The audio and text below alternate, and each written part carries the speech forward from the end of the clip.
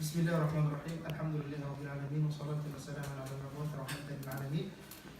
Donc aujourd'hui, Inch'Allah, on va parler d'un sujet qui est très très important, d'accord, et qui est bien sûr le bon comportement vers les parents. Et pourquoi on parle de ce sujet-là?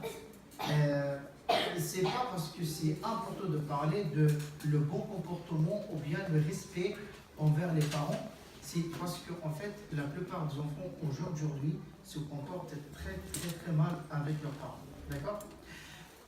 Avant d'entrer dans le vif du sujet, il faut bien savoir quelque chose. Il faut bien savoir que Allah Tabaraka wa Ta'ala a dit dans le Coran وَقَضَى رَبُّكَ أَلَّا تَعْبُدُوا إِلَّا إِيَّاهُ. Ça veut dire qu'Allah Tabaraka wa Ta'ala dit, et ton Seigneur a décrété n'adorer que lui. وَبِالْوَالِدَيْنِ إِحْسَانًا. Et envers les parents, il faut avoir le bon comportement. Donc ça c'était un ordre de la part d'Allah Tabaraka wa Ta'ala d'avoir de bons comportements vis-à-vis des parents. C'est pour cela qu'Allah Tabaraka wa Ta'ala dit وَبِالْوَالِدَيْنِ إِحْسَانًا. Ça veut dire envers les parents, il faut avoir le bon comportement. Et par la suite, Allah Tabaraka wa Ta'ala dit فَلَا تَقُلْ لَهُمَا أُفٍّ. فَلَا تَقُلْ لَهُمَا أُفٍّ. Ça c'est la fin du verset. Donc là, on n'a pas le temps pour rester tous les versets qu'Allah Tabaraka wa Ta'ala dit concernant les parents, mais on va parler de la fin. Allah Tabaraka wa Ta'ala dit فَلَا تَقُلْ لَهُمَا أُفٍّ وَلَا تَنْهَرْهُمَا. Ça veut dire que Allah Tabaraka wa Ta'ala nous a dit ne leur dit point fille. Écoutez bien pour savoir il y a ce que Allah Tabaraka wa Ta'ala nous a ordonné. Le simple fait de dire par exemple à ses parents ouf est interdit en islam. Et à la fin de ce verset coranique, Allah Tabaraka wa Ta'ala dit وَقُلْ لَهُمَا قَوْلًا كَرِيمًا. Et comporte-toi avec eux de façon convenable. Le prophète sallallahu alayhi wa sallam a été questionné. Il nous dit Ya Rasulallah. Donc le prophète sallallahu alayhi wa sallam dans ce hadith a été questionné de la part de notre personne qui a dit au prophète sallallahu alayhi wa sallam Ya Rasulallah, quelle est la personne qui mérite le plus de m'accompagner au paradis? Alors ici, comment c'était la réponse du prophète sallallahu alayhi wa sallam? Hein? Ta mère. Ta mère. Donc le prophète sallallahu alayhi wa sallam a dit ta mère. Deuxième fois, cette personne avait répété la même question. Ensuite qui? Alors le prophète a dit ta mère. Troisième fois ta mère. Ta mère. Et quatrième fois ton père. Donc dans ce hadith, le prophète sallallahu alayhi wa sallam a mentionné la mère 3 fois. D'accord? Et le prophète sallallahu alayhi wa sallam, quand il répète une chose, c'est pour nous montrer à tel point il est important auprès d'Allah Tabaraka wa Ta'ala. D'accord? Donc le prophète sallallahu alayhi wa sallam, quand il répète par exemple une chose, c'est pour nous montrer simplement à tel point cette chose est importante auprès d'Allah Tabaraka wa Ta'ala. Et à la fin, le prophète sallallahu alayhi wa sallam a dit ton père. Donc ici, dans ce hadith, le prophète sallallahu alayhi wa sallam a mentionné la mère 3 fois alors que le père une fois. Est-ce que quelqu'un parmi vous peut me dire pourquoi le prophète sallallahu alayhi wa sallam a mentionné la mère 3 fois alors que le père une fois? Qui peut me dire? Binta. C'est pas le père qui s'occupe des enfants et c'est pas le père qui a accouché. Oui. Anas. Parce que lui, parce que moi, Adam. Pourquoi? Parce que c'est la mère qui a son père. Oui. Nesrine. Parce que c'est la mère qui a accouché, c'est elle qui a accouché. Oui. Pourquoi? Oui. Parce qu'on est dans la mère, après on se...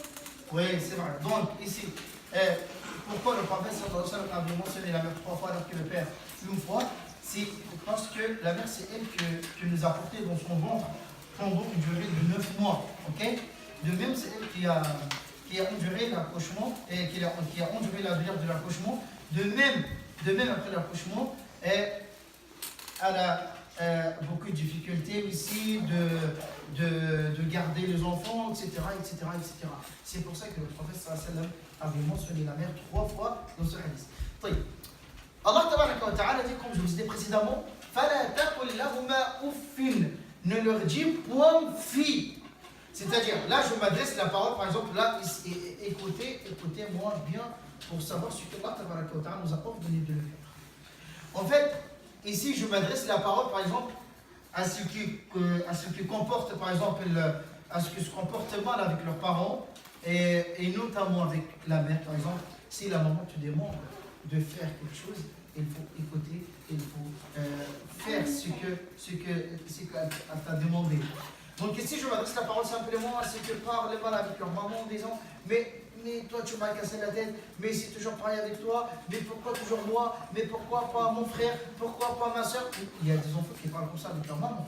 Donc c'est pas comme ça qu'il faut parler avec les mamans et c'est pas comme ça qu'il faut réagir avec les mamans. D'accord? Si la maman te demande par exemple d'aller par exemple acheter deux pains, il faut y aller. Même si c'est déjà allé par exemple pendant la journée 2-3 fois, ça c'est pas un problème ça. Il ne faut pas parler mal avec ta maman. Et c'est pour ça qu'Allah dit, ne leur dit point fi. Le simple fait de dire à sa fille, c'est-à-dire ouf. Ouf, tu fais comme ça, tu souffles comme ça c'est interdit. Tu comprends? Donc ça c'est interdit au islam.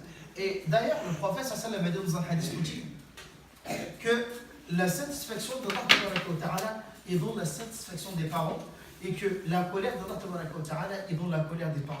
Ça veut dire quoi? Ça veut dire que si tu veux satisfaire, si tu veux qu'Allah soit satisfait de toi, tu dois faire quoi? Satisfaire tes parents. Les parents. Donc ici, nous avons parlé de la mère. Le père, ici à la maison, le prophète sallallahu alayhi wa sallam a dit que la porte de père est le meilleur porte au paradis. Qu'est-ce que ça veut dire cela? En fait, les portes de paradis, il y aura 8 portes au jour de la résurrection. Vous verrez 8 portes pour le paradis. Il y a la porte de ceux qui ont fusé la prière durant leur vie. Il y a la porte de ceux qui ont, par exemple, ils font l'umrah ou le hajj. Il y a la porte des jeûneurs, ceux qui le faisaient, par exemple, ceux qui ont fait, par exemple, le lundi, jeudi chaque semaine, plus le mois de Ramadan. Et bien aussi, il y aura une porte spécialement pour le père. D'accord? Et c'est pour cela que le prophète sallallahu alayhi wa sallam a dit, eh ben, la porte de père sera la meilleure porte parmi les portes du paradis au jour de la résurrection. Vous avez compris? Donc ici simplement, si tu veux qu'Allah soit content de toi, soit satisfait de toi, tu dois faire quoi? Tu dois écouter les parents et tu dois aussi satisfaire les parents. Vous avez compris? Oui. Vous avez compris? Oui. Donc ici, à partir de ce moment-là et à partir d'aujourd'hui, ceux qui se comportent mal avec leurs parents, il faut changer complètement, qu'on change complètement le comportement envers les parents pour se comporter très très bien avec eux afin d'obtenir la satisfaction d'Allah Ta'ala et pour rentrer au paradis d'Allah Ta'ala à la fin. Vous voulez rentrer au paradis ou à l'enfer? Au paradis. Donc vous devez satisfaire les parents. Vous avez compris? Oui. Mais il y a le vote pour le père, mais est-ce qu'il y a le vote pour la mère? Non. Non. C'est pas comme ça, monsieur. Mais comment ça c'est le prophète, c'est pas moi qui l'ai dit. Donc c'est le prophète, ça veut dire la porte du paradis sera la meilleure porte parmi les portes de paradis. Vous avez compris?